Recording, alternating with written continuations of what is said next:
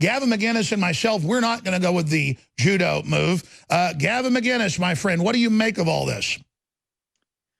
I make of it, I was actually pretty worried about it last night because you think of, the identity politics vote, the woman vote, the bitter vote, the millennial vote, the dumb vote. She's got all of these different votes that end up being more than 50% of the country. The people who genuinely have skin in the game and get politics, they're a minority. So I was kind of scared. And then I talked to Roger Stone a second ago and he goes, dude, relax. Can you imagine the kind of skeletons this woman has in her closet?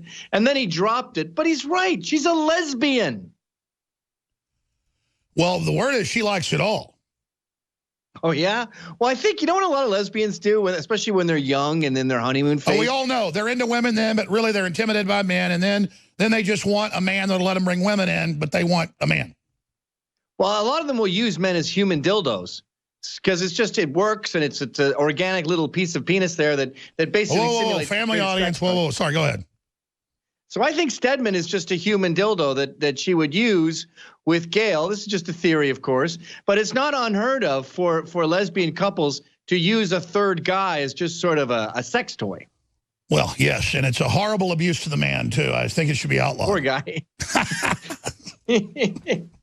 He must be crying himself to sleep at night. Poor bastard. It's terrible. Family show, seriously. Please continue, Gavin.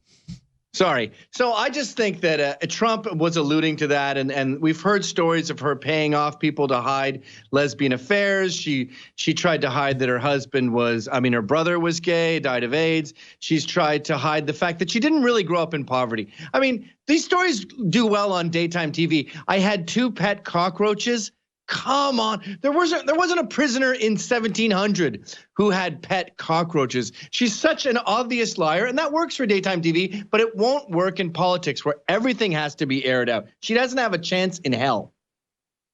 Exactly, but they're going to run her like she's this glorious woman that cares. Meanwhile, she's literally the wingman going out and getting tail, and I guess you're going to go ahead and say it. I'm going to say it. She's well known with Weinstein to enjoy tail together. The word is she gets in bed with, I got Hollywood contacts.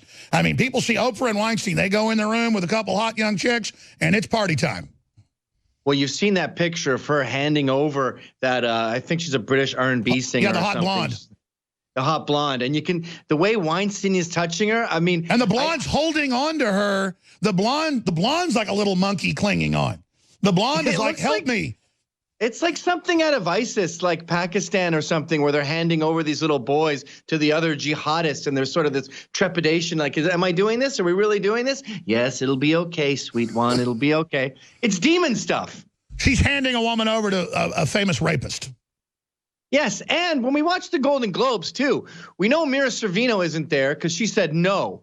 But everyone else, you look at them and you go, well, you're here. Did you say yes? Salma Hayek pretends she was a victim, but she did the lesbian scene in the movie for Weinstein. All these people followed the rules, and now after they've done this, which is really just very expensive prostitution, they put on their low-slung black dresses and go, me too. It's over now. I'm going to stop being an expensive prostitute. No, sorry, it doesn't work like that. You can't get on your high horse when it's fashionable.